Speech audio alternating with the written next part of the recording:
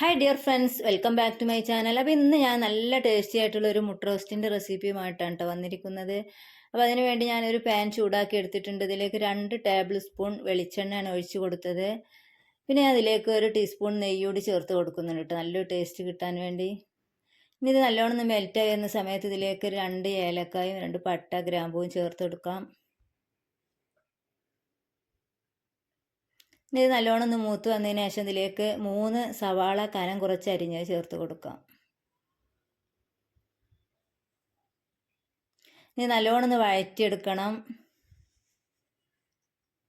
അപ്പോൾ നല്ലോണം വഴറ്റി നമ്മൾ ബിരിയാണി മസാല ഒക്കെ വഴറ്റിയെടുക്കുന്ന പോലെ നല്ലോണം കുഴഞ്ഞ രൂപത്തിലായി കിട്ടണം കേട്ടോ ഈ സവാള. അപ്പോഴാണ് നല്ല ടേസ്റ്റ് ഉണ്ടാവുക.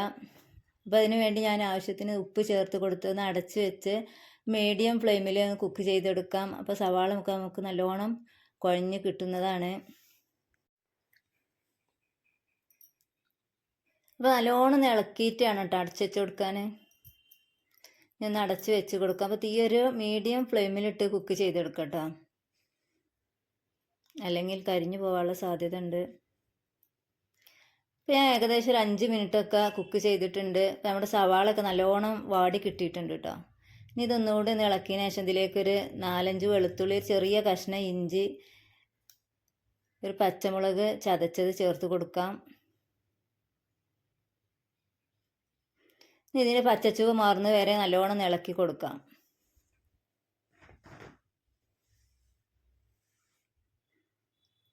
അപ്പോൾ അവിടെ വെളുത്തുള്ളി ഇഞ്ചി ഒക്കെ നല്ലോണം വഴറ്റിയെടുത്തിട്ടുണ്ട്. ഇനി ഇതിലേക്ക് 1 തക്കാളി കനം കുറച്ച് അരിഞ്ഞ് ചേർത്ത് കൊടുക്കാം. ഇത് നല്ലോണം ഒന്ന് മിക്സ് ചെയ്തെടുക്കാം. അതിനുശേഷം ഇത് നമുക്ക് തീ കുറച്ച് വെച്ച് ഒന്നുകൂടെ ഒന്ന് അടച്ച് വെച്ച് കൊടുക്കാം. അപ്പോൾ തക്കാളിയൊക്കെ നല്ലോണം ഒന്ന് വെന്ത് കിട്ടും. ഒന്ന് അടച്ച് വെച്ച് കൊടുക്കാം കേട്ടോ.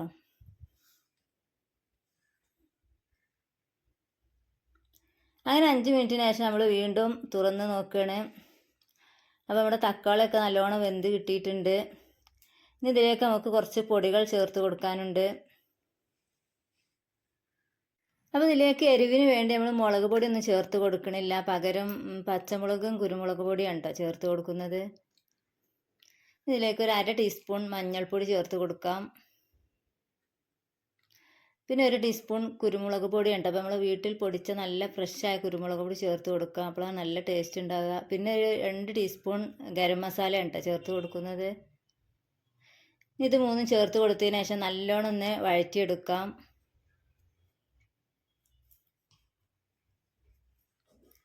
ഈ മസാലയുടെ പച്ചച്ചുവൊക്കെ മാറുന്ന വരെ ഒന്ന് വഴറ്റിയെടുക്കാം കേട്ടോ.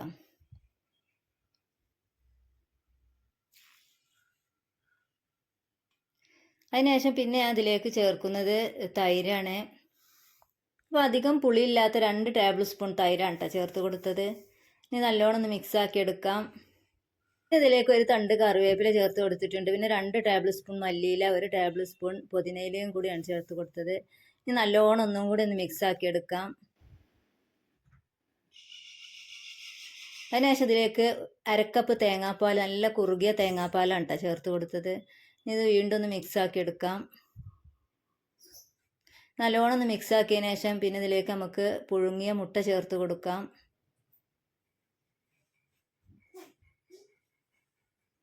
മുട്ട ചേർത്തതിന് ശേഷം ഒന്നുകൂടെ ഒന്ന് മിക്സ് ആക്കി മസാലയൊക്കെ എല്ലാ ഭാഗത്തേക്കും മിക്സ് ആക്കിയതിന് ശേഷം ഒന്ന് അടച്ച് വെച്ച് കൊടുക്കട്ടോ. 2 മിനിറ്റ് ഒന്ന് അടച്ച് വെച്ച് കൊടുക്കുക. തീ കുറച്ച് വെച്ച് കൊടുക്കണം. അപ്പോൾ മസാലയൊക്കെ എല്ലാ ഭാഗത്തും ആക്കിയതിന് ശേഷം അടച്ച് വെച്ച് കൊടുത്താൽ മതി.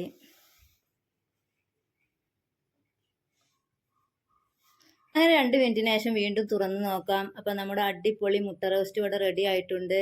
അപ്പോൾ ഇത് അപ്പത്തിനും ദോശക്ക്, പൊറോട്ട, നെയ്ച്ചോറ് എല്ലാത്തിൻ്റെയും കൂടെ നല്ല ടേസ്റ്റാണ് കേട്ടോ. അപ്പോൾ നിങ്ങളെല്ലാവരും ഒന്ന് ട്രൈ ചെയ്ത് നോക്കണം. ഇനി നമുക്കിതൊരു സെർവിങ് ഡിഷിലേക്ക് മാറ്റാം.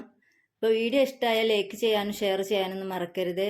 ഇൻഷാ അല്ലാഹ് മറ്റൊരു നല്ല റെസിപ്പിയുമായി വീണ്ടും വരാം.